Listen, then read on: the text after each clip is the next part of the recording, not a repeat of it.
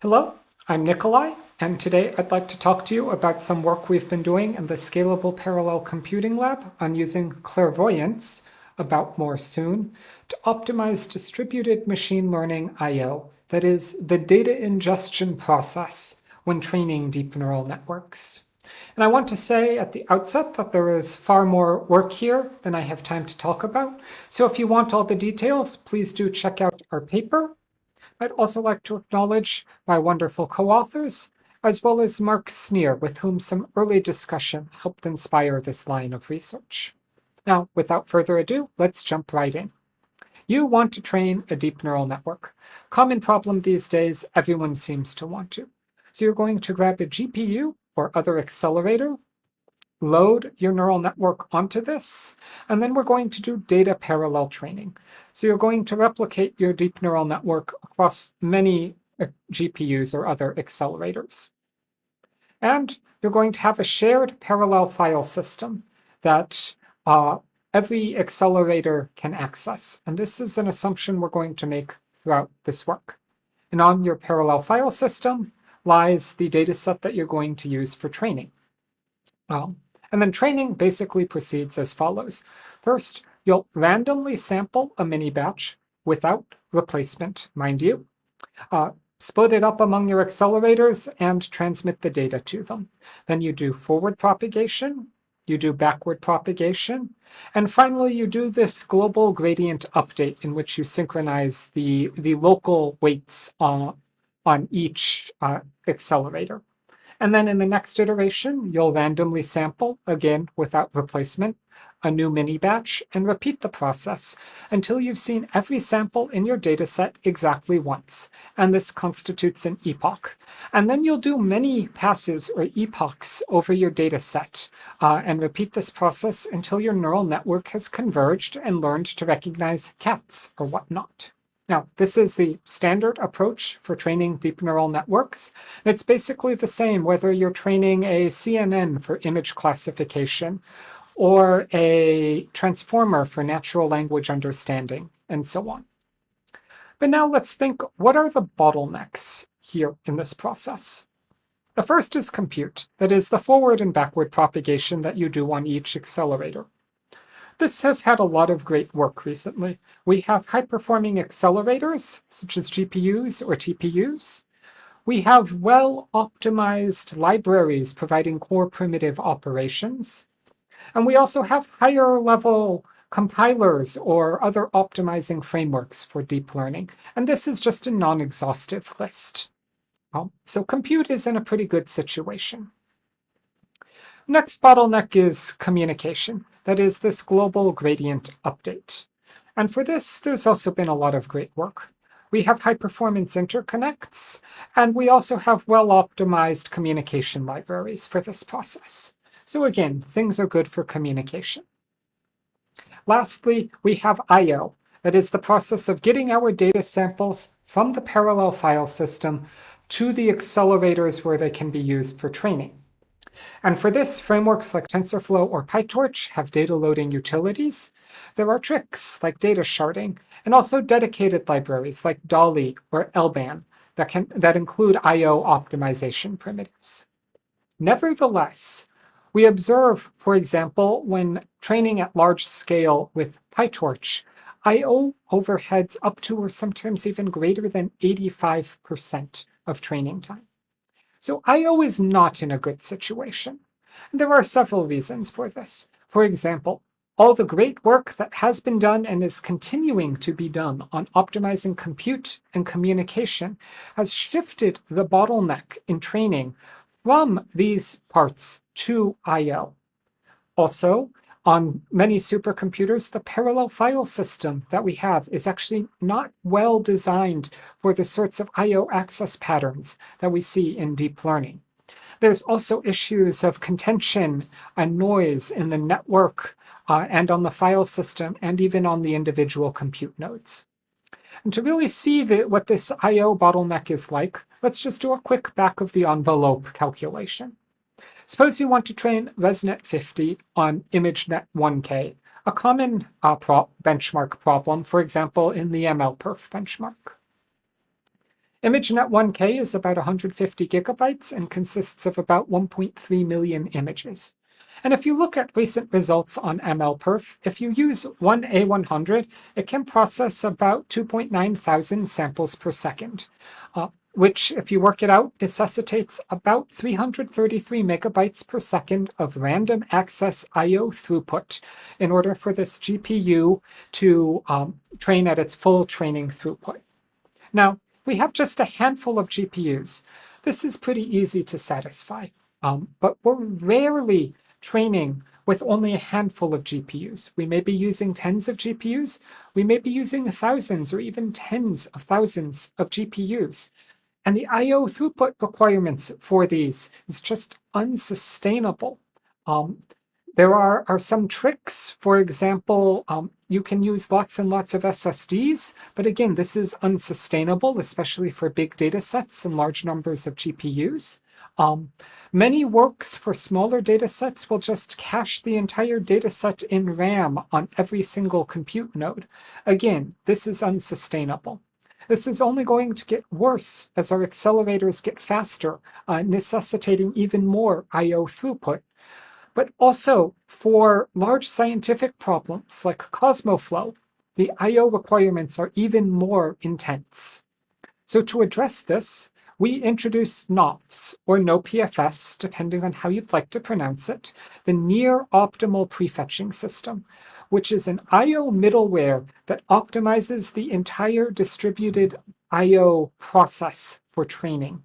And it achieves over 5x improvements in end-to-end training. Now, before we see how we do this and what clairvoyance is, let's just ask ourselves what makes a good I/O framework. And I'm going to assert that there's really 5 axes that we care about here. First is system scalability. We want a framework that performs well on a small number of GPUs and also thousands. Then dataset scalability. We want a framework that can handle small datasets, say ones that can fit in RAM on a single compute node, but also gigantic datasets, which may only be able to lie in their entirety on our parallel file system and not fit in the distributed storage of our compute nodes. Third is a bit of a technical requirement that I call full randomization. And basically what this means is we don't want our I/O framework to change the access pattern in any way. In particular, we may not want to do something like data sharding. In general, this is because we don't want to mess with the learning process at all. We simply want to optimize the I/O. Then we want hardware independence. This is increasingly important as our storage hierarchies become more and more diverse. We want a framework that can take advantage of whatever lies in the storage hierarchy, but not require particular hardware in order for its optimizations to work. And if we look at the different systems, there's such a broad variety here. For example, PISDINT is a fairly standard setup. We have 1 GPU per node, some memory, and then a high-performance network over which other nodes and our parallel file system are connected. Little more complicated is a system like Sierra, where we now have multiple GPUs per node, some NUMA effects. We have a node local SSD. We have a high-performance network again and a different shared parallel file system. And in the future, things are getting even more complicated with things like Deos or the Rabbit storage systems that will be appearing in upcoming supercomputers. Lastly, framework should be easy to use. It should only take a few lines of code for an ML practitioner to take advantage of it. Because speaking frankly, if it's much more complicated than that, many ML practitioners simply will not bother to use your framework. So you need to keep it simple. With that, let's now look at what we meant by clairvoyance. And this hinges on the I/O access process. Remember, we randomly sample, without replacement, mind you, our mini batches. But what do we really mean by random? In fact, we mean pseudo-randomly with a known seed. And because of this, we have a crystal ball. we can know the entire access pattern of every single worker as far in the future as we care to look. Because we know the seed for the pseudo-random number generator, we can just look as far ahead as we would like. And we can use this clairvoyance to optimize the distributed I/O. And because we can look as far ahead in the future as we would like, we don't just optimize over let's say, the next mini batch or next few iterations. We can optimize over the entire I/O process. And in fact, we can do this and fully utilize the distributed storage hierarchy of the entire compute cluster. For example, you might have a compute node on which you have some RAM and a node local SSD. And we can use clairvoyance to decide which samples we want to cache, and not just how to prefetch them, but which ones to cache in node local memory and also in a slightly slower SSD. And we can do the same thing for all our other compute nodes. But we can go even further than that. Because these compute nodes are connected over a high-performance network, if a sample is not cached in a local compute node, it can instead fetch it from where it's cached on a different compute node. And it knows where these samples are cached because of the clairvoyance. And this is what NoPFS is. NoPFS is a hierarchical distributed cache and prefetcher that knows the future and can use this to optimize the entire I/O process. And this is how we do it. So recall that each sample is seen once per epoch because we're sampling without replacement. So we can ask the question, how often does a given node see a sample during training? Because of our clairvoyance, we can actually answer this question. For example, this is a plot of the number of samples that are accessed with a given frequency by a single processor among 16 when training on the ImageNet 1K dataset over the course of 90 epochs. And what we see here is that while most samples are accessed, around 6 times, there's actually a very long tail here. And in fact, some samples are accessed 18 times during this process. That's sort of just how the randomness worked out. But this means that when one node accesses a sample more frequently than you might expect over the course of training, some other nodes necessarily access that sample less frequently.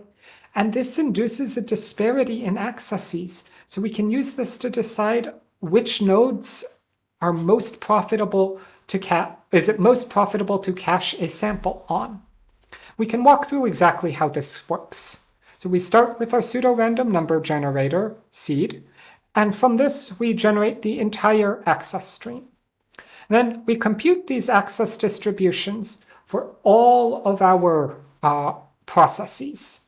And we see that there are some samples that this process will access extremely frequently, and other samples that it accesses a little less frequently. And what we can do is cache these samples in local storage. The ones that are accessed most frequently, we cache in a fast local storage like DRAM. Ones a little less frequently, we cache in, say, a node local SSD. And NoPFS will actually adapt to however many storage classes you have. Whatever your storage hierarchy is on your compute node, NoPFS can just adapt to it and take advantage to it. And then NoPFS does prefetching, and because we know the access stream, we can actually fill each one of these cache levels in the order that these samples in that cache will be accessed, so we can maximize the chances that they're available when needed. And when a sample is not cached locally, we can fetch it from remote compute nodes. Of course, if your dataset is sufficiently large, it may not actually have some samples cached, in which case we just read them from the parallel file system. This is unfortunate, but we have to do this so that we don't modify the access pattern. But this should be relatively rare. Next, we in fact use a performance model in NoPFS. I don't have time to talk about this in detail, But this lets NoPFS decide from which of several possible locations that a sample is cached it is actually fastest to fetch it from. And finally, these samples are placed in a staging buffer where they can be read by the machine learning framework. So we implemented NoPFS, and I can walk you through the implementation now. We start, of course, with your deep learning framework. This can be whatever framework you want. In this work, we use PyTorch, but this is by no means in any way specific to PyTorch. And under this lies the NoPFS API, which we've implemented in Python. And this is very similar to the APIs in other deep learning I/O infrastructures in, say, PyTorch or TensorFlow. You first configure a job, which describes, the workers participating in training and so on. And then you set up your data set. That actually describes the data set that you want to ingest. For example, like the image folder in Torch Vision.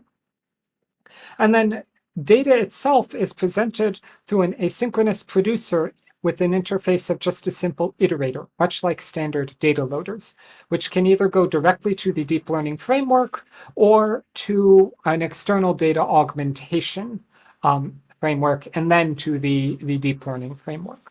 Now, under this lies the NoPFS C++ library, which is again independent of any deep learning framework. The core of this is a set of prefetcher backends and caching.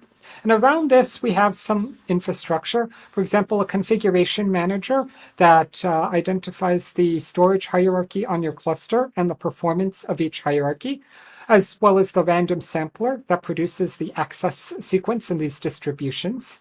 This feeds into the performance model that we use, as well as the metadata store, which tracks where samples are actually cached. Under this, we have our staging buffer, which is the core interface between the C++ library and the higher level Python library. This can go either directly to the sample iterator, or NoPFS can do preprocessing and collation itself, which can be important for performance and to help minimize copies and other data movement. Finally, under this lie our cache and storage backends. For example, the memory cache, file folder interface for either reading data from your file system or caching data on local storage, HDF5 for reading things like scientific data sets, MPI for distributed communication, and this is just generic, so you can add whatever storage or cache backends are appropriate for your system. Next, I want to show you just how easy it is to use NoPFS. If you're familiar with PyTorch, you know that loading ImageNet is just a matter of 3 lines of code. Looks like this. If you're using NoPFS, it's also just a matter of 3 lines of code with a very similar API. So it's very easy to just replace the existing data loader in PyTorch with NoPFS and get its performance advantages. And now let's look at performance. We start with the PIS-DINT system at the Swiss National Supercomputing Center, where each compute node looks something like this. And we're going to look at runtime per epoch, so roughly speaking, end-to-end training on ResNet 50 on the ImageNet 1K dataset, on up to 256 GPUs, using either PyTorch with its built-in data loader, PyTorch using NVIDIA's DALI data loading library, or PyTorch using NoPFS. And what we see is that NoPFS delivers improved performance at every scale on PIS-DINT, and in fact is over 2x faster at the largest scale. We also looked at a different system, the Lassen supercomputer at Lawrence Livermore National Laboratory. Here, the node architecture is a little more complicated, and in particular, it has node local SSDs that NoPFS can use to cache additional data locally when appropriate. And the trends are very similar, up to over 1,000 GPUs in this case, where NoPFS outperforms PyTorch by over 5x. And not only is it outperforming PyTorch, we also looked at LBAN on Lassen. And LBAN is a dedicated deep learning framework for distributed training on high-performance computing systems. And notably, it's also seen this I/O bottleneck. And they address this using a distributed data store, which indeed improves upon the performance of PyTorch, but NoPFS is nearly 2x faster than this at large scale. And the reason for this is because of the access pattern and access frequency that NoPFS exploits. LBAN uses a first touch policy for deciding where to cache samples. A sample is cached on the compute node that first reads it, which means that as you go to larger and larger scale, these samples are increasingly cached on remote nodes.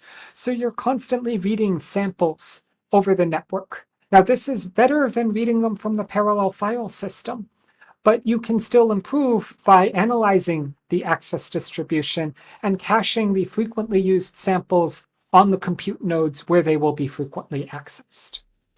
We delved a little deeper into the performance difference here. These are violin plots of the runtime per mini batch for training. So essentially the distribution of mini batch times. And what we see is that there are huge tails here. This plot is actually cut off at about 7.5 seconds, but the longest mini batch in PyTorch was over 50 seconds. This is over 100 times what we might expect the average to be when using NoPFS. So there's this huge disparity that is even more extreme on the larger scale LASSIN system, where the GPUs are faster. And the reason for this really has to do with noise. There's noise in multiple different locations. Obviously, there is noise and contention in the parallel file system. We have 1,000 processes, each with multiple threads, all doing random reads from the parallel file system, introducing lots of contention, metadata bottlenecks, and also there's noise from other users on the system. And in fact, our training process, as I have personally found, can cause lots of noise that impacts those other users when we're just constantly reading from the parallel file system. There's also network contention and noise on the individual nodes from the I/O process that these frameworks are doing. NoPFS helps minimize a lot of this, which is a big source of its performance improvements. So as we can see, NoPFS improves performance and reduces noise across both systems and scales. However, you might say that ImageNet 1K is a fairly small dataset. So we looked at some larger datasets on the LASSIN system. First, we looked at the ImageNet 22K dataset, again using ResNet 50. This is 1.5 terabytes of data, about 14 million images. And we see a similar trend with over 2x performance improvements at large scale. But we went even bigger than this. We looked at the CosmoFlow dataset from the MLPerf HPC benchmark. This is 4 terabytes of data of simulated dark matter distributions in the universe. And we see, again, performance improvements of over 2x in NoPFS in this case. So let's wrap up.